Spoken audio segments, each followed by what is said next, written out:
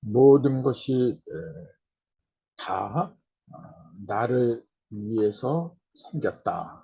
예? 나는 이렇게 생각합니다. 저 하늘과 땅이 있는 것도 나를 위해서 있는 거죠. 내가 사라지면은 저 하늘과 땅이 수백 개, 수천 개 있어야 그건 먹을 거예요. 다 나를 위한 거다. 이렇게 보거든요. 그러면은 이 나를 위해서 어떻게 살아가야 되느냐. 첫째가 뭐냐면 깨달음이 있어야 됩니다, 여러분. 알아야 된다, 그 얘기예요. 알아야 돼. 모르고서는 아무것도 못해요. 무지가 죄다. 이제 그런 말도 있듯이 알아야 됩니다, 여러분. 알아야 되는데 문제는 제대로 아느냐, 잘못 아느냐. 제대로 알지 못하고 제멋대로 그 잘못된 걸 진리로 생각을 하고 있다면은 차라리 모르는 게 낫죠. 그래서 깨달음이 첫째인데 어떻게 깨닫느냐, 즉 어떻게 바르게 깨달을 수 있느냐. 이제. 그래서 바를 정자를 이렇게 안일자에다가 이게 그칠 지자, 이 그칠 지자가 뭐냐면 발족자거든요. 원래 발족을 이렇게 그린 거예요. 이렇게 하나, 둘, 셋, 넷, 하나, 둘, 셋, 넷, 똑같이 사회계예요. 하나, 둘, 셋, 넷, 하나, 둘, 셋, 넷. 다만 여기에는 네모가 있고, 요거는 한일자가 있고, 이제 그것만 다른 거죠. 아무튼, 바르게 한다는 그 말 자체가 하나로 모인다는 얘기예요. 그치? 모든 발이 하나로 모인다. 그러니까 하나를 말아야 돼요. 일을 알아야 돼요. 그래서 모든 것이 일에서 이렇게 벌어지고, 다시 또 일로 모이고, 그러기 때문에 일을 갖다 하나라고 했고, 거기에다가 인격체를 붙이면 하나님이 된 거죠. 네. 그래서 내 정체는 본래 일이고 하나님이다. 그렇게 얘기할 수가 있는 거죠. 근데 이제 나를 제대로 깨닫기 위한 그런 여러 가지 방편들을 우리가 생각했던 것처럼 우리보다 더 많이 생각했던 분들이 옛날 사람들이었어요. 우리는 지금 1900년대에 태어났잖아요. 근데 그 전에 살았던 사람들도 똑같이 인간이고 그들도 역시 내가 뭔가 나에 대한 생각을 많이 할 수밖에 없었거든요. 옛사람이나 지금 사람이나 사람은 똑같은 겁니다. 그래서 그분들이 선각자들이 많은 생각을 해서 글로다 남겨두고 그렇게 한 것이 뭐냐면 경전이고 그 경전 중에서도 가장 근본적이면서 오래된 게 숫자더라. 그래서 수리를 먼저 터득하는 게 순서가 아닌가. 이제 그렇게 보는 거군요. 참고로 이 수리라는 말 자체가 사람들은 자꾸 수의 이치다.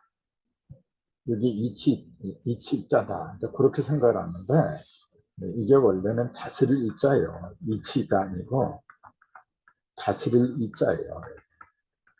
그 수리라고 하는 건 뭐냐면 수로 다스린다. 이제 그 얘기죠. 모든 만물을 다스리는데 그 다스리는 비결은 어디에 있느냐면 숫자에 있다고 본 것이 수리론입니다. 그래서 수리의 개념부터 다시 한번 정리를 해보고 앞으로 이제 나가려고 해요. 조금만큼 말씀드렸듯이 만물은 수로 이루어졌다. 이렇게 했거든요. 이거는 내가 나만 그런 게 아니라 피타고라스니 아리스토텔레스니 모든 학자들은 전부 다 이렇게 얘기해요.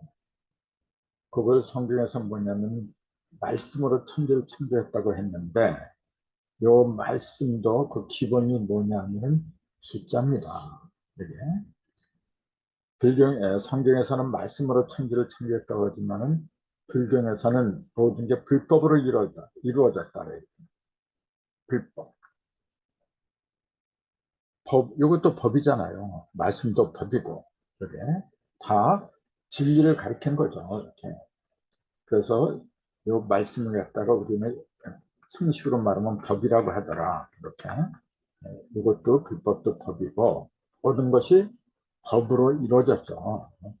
그래서 우리는 북한면은 법대로 합시다. 이제 그러거든요. 그만큼 법은 모든 것에 기준을 잡아준다. 이제 그렇게 볼 수가 있는데, 지금 우리는 법을 이렇게 쓰고 있잖아요. 근데 이 법의 그 문체 어원이라고 할까? 그런 걸 그전에도 좀 얘기했지만은 더 자세하게 말씀드릴 것 같으면 이렇게 돼 있어요, 원래가. 이렇게 돼 있어요, 원래가. 요게 법법자예요. 요게. 지금은 요걸 법법자라 해서. 이게 법자예요. 지금 이렇게 쓰는데, 원래 법법자는 이렇게 썼어요. 굉장히 복잡하잖아요, 그지? 근데 이게 뭐냐면은 삼수변. 이렇게 물이고, 그 다음에 여기에 있는 게 뭐냐면은 요거예요, 요거하고, 요거를 이제 법치 또는 해태치라 그래요. 법치 또는 해태. 이렇게 얘기를 해요. 그럼 해태가 뭘 말하냐면 그 해태 제과라는 제과점 과자 만든 데가 있잖아요. 근데 그 해태가 이게 어디 가면 또 볼 수 있느냐면 이제 중앙청 있잖아요. 중앙청 들어가는 그 정문에 보면 짐승 두 마리가 이렇게 앉아 있어요. 이렇게. 이게 해태예요. 해태는 옛날부터 무슨 역할을 하느냐면 선과 악을 심판을 해요. 그래서 죄인을 갖다가 가려내가지고 그 죄인을 불에 빠뜨려서 죽여버려요. 그래서 해태라고 하면은 뭐냐면은 선의 상징이다. 그렇게 얘기를 해요. 그래서 이 해태 치자를 왜 법법자고 그렇게 섞어서 썼느냐면은 법이라고 하는 것은 악을 없애버리고 선을 세우려고 하는 목적이 거기에 있다 해가지고 악을 심판하는 짐승, 해태를 갖다가 상징하게 됐다. 이게 치자입니다. 이게. 근데 이걸 보면은 이것도 위에 여기 보면 이렇게 됐잖아요. 이렇게 여기 엄자잖아요. 불바의 엄. 그 다음에 이렇게 그다음에 이렇게 해가지고 그리고 갈 것자 이렇게 돼 있어요. 이게 사슴 녹자하고 상당히 비슷해요. 이게 사슴이 뭐냐면은 이게 12지지로 보면 진사 5미에 해당이 되는 거라고요. 미, 이걸 양이라고도 부르고. 그럼 왜 사슴 녹자하고 여기다가 갈 것자를 집어넣고 그 다음에 여기에 불바의 엄하고 삼수단을 여기다 붙인 걸 법법이라고 하게 됐느냐면은 사슴은 양하고 같다 했잖아요. 그럼 뭐냐면은 오 다음에 오는 거야. 오, 미, 신 이렇게 오잖아요. 그러니까 한여름이 지나고 가을로 접어드는 짐승이 사슴이고 양이고 그렇게 얘기할 수가 있는 거죠. 그러니까 이때부터는 오가 지나고 이렇게 즉 가을로 접어든다는 그 얘기는 뭐냐면 추수를 한다는 얘기예요. 가을로 접어드니까 추수를 하는 거고 추수한다는 그 얘기는 또 뭐냐면 악을 없애버리고 선을 찾는다, 찾아 세운다 이제 그 얘기입니다. 근데 요 전까지는 5까지는 뭐냐면은 선하고 악하고 뒤섞여버린 거라고. 뒤섞여서 어떤 게 선이고 어떤 게 악인지 판단을 할 수가 없어요. 그걸 갖다가 성경에서 선악과라고 한 겁니다. 선악과를 먹는다는 게 선과 악이 뭔지를 모르고 악을 갖다 선으로 보이고 또 선을 갖다 악으로 보고 막 뒤섞이다 보니까 어떤 게 선과 악이, 선이고 어떤 게 악인지 분간을 못해요. 그래서 먹지 말라고 했던 겁니다. 원래가. 그게 언제까지 그러냐면 양이 등장할 때까지. 미가 등장할 때까지. 그래서 문자가 맨 처음에 나온 문자가 녹동이에요. 사슴 발자국을 보고서 만든 게 한자였잖아요. 바로 그걸 가르친 겁니다. 하필이면 왜 사슴 발자국을 그린 녹도문으로 문자를 만들었느냐. 조금 아까 얘기했듯이 5가 넘어가야 돼요. 한여름 5가 넘어가기 전까지는 뭐냐면은 그냥 끌탕해요.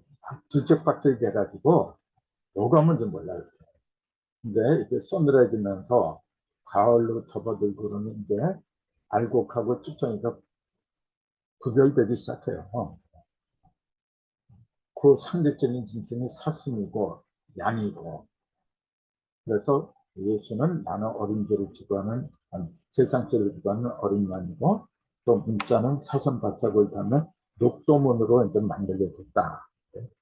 전부 다 이런 이치 때문에 그런 거지 실제 사슴 발자국을 보고서 글자를 만들었다는 건 좀 납득하기 힘든 겁니다.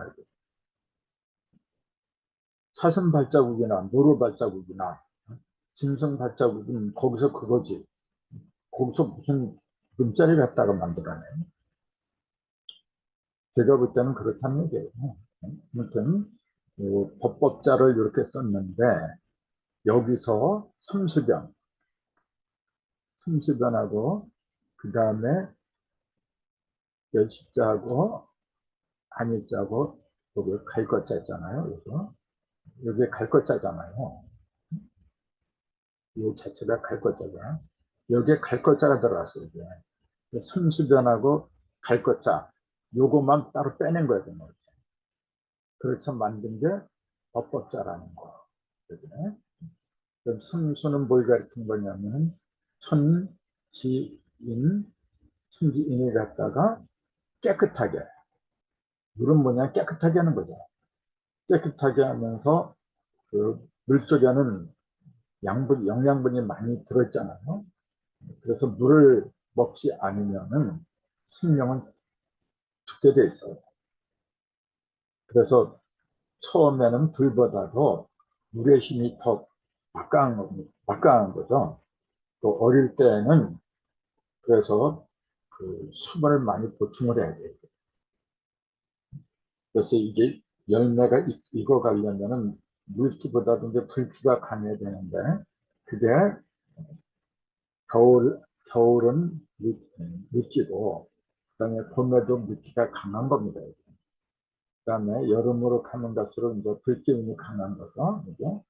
그래서 5에 이르러서 정점을 찍는 거고 그다음에 미부터 뭐냐면 이제 불기운이 서서히 없어지는 거죠. 없어지면서 금증이 드러나죠. 이제. 단단한 열매가 이제 맺어진다. 이제 그 얘기거든요.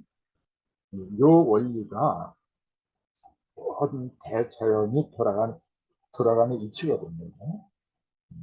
그 원리를 이래서 겨울에는 북방에는 수고, 동방에는 목이고, 여름에는 화고, 그다음에 가을에는 금이고, 이렇게 사상이 뱅글뱅글 돈다고 이제 본 겁니다. 그리고 가운데는 이제 토를 집어넣죠. 그래서 닥터자, 흙에서 모든 것이 나왔기 때문에 사람도 흙으로 지었다. 이제 그런 말씀을 하게 됐다. 이런 거는 좀 말씀 많이 드렸어요. 아무튼 지금 우리는 이 법법제의 근본, 그걸 알아보는 중입니다. 그 근본은 백대치에서 나왔다. 이렇게. 여기서 이거 30년하고 갈 것자였다가 그것만 취해서 법법자가 나왔다. 그것이 우리가 알고 있는 법이다. 그렇게 되는 거죠. 그래서 천부경에 일서 3급 또는 일적 10급. 천부경은 핵심이 뭐냐면 1하고 10입니다. 1하고 10이에요. 그래서 이것이 갈라지면은 세 개가 각각 갈라지면 1이고 세 개가 결합을 하면은 10으로 나타나는 거고 1도 세 개고 10도 세 개다. 이렇게 얘기했잖아요. humil, 지일, 인일, 손식, 지식, 인식.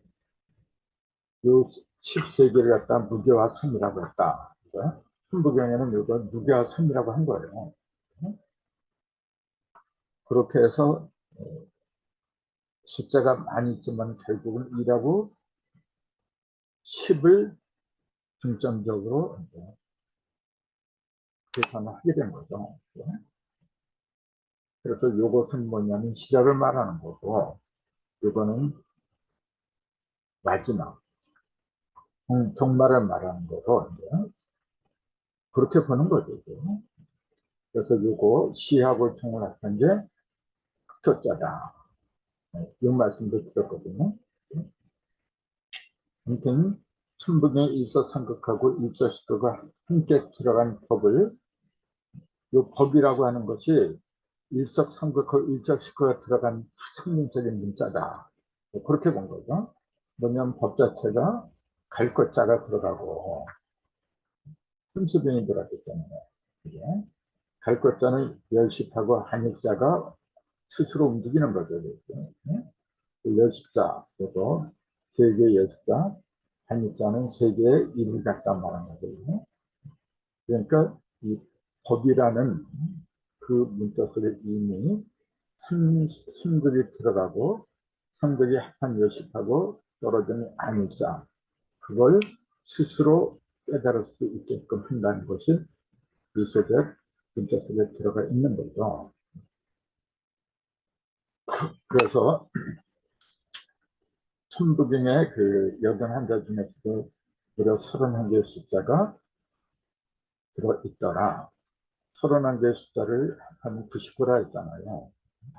이것도 전에 했지만은 반드시 알아둬야 되기 때문에 1이 11개, 2가 4개, 1이 11개, 2가 4개, 3이 8개, 그 다음에 7이 2개, 나머지는 한 개라 그랬잖아요.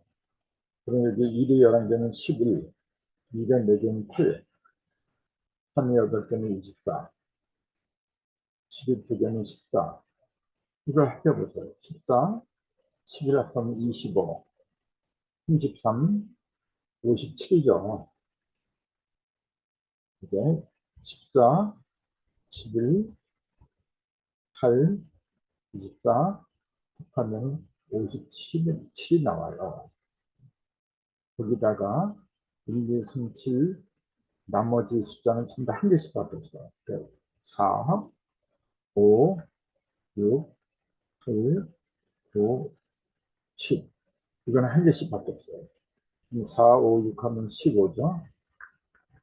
8, 9 하면 17이고, 이건 10이고, 이걸 합하면은, 이건 32, 여기다 10을 합하면 42가 나오잖아요. 아까 여기 57에다가 42를 합하면 99가 나와요. 그러니까 천부계에는 숫자가 31개지만은 전부 다 합하면 99가 나와요. 제가 이걸 그전에도 말씀드렸지만 이렇게 다시 말씀드린 게 뭐냐면은 이걸 알아라 그 얘기예요. 57하고 42. 자, 57은 뭐냐면은 19 곱하기 3이잖아요. 19는 정렬수인데 천국의 천부다가 정렬한 상태가 57이에요. 이게 57을 미원하고도 연결이 돼요. 그러니까 이건 19 곱하기 3이고, 그 다음에 요 42는 뭐냐면 67이 42라. 67이 42. 이건 뭐냐면은, 6은 기잖아요. 7은 불이고, 가장 밝은 거. 기가 가장 밝아진 상태. 가장 뜨거워진 상태가 그게 사실이고, 이거는 정렬식을 말하는 거예요. 정렬은 모든 것이 움직이지 않는 것, 근본으로 돌아가는 것. 요거는 가장 뜨거워진 상태. 이거는 그래서 그걸 한게 99, 구가 11개 있는 거죠.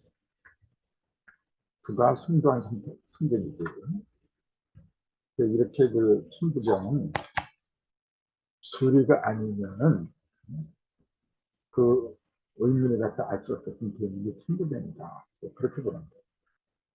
그래서 법덕자라는 그 속에 이 법은 조금 아까 얘기했듯이 모든 것을 결정짓는 기준인데 그게 숫자다.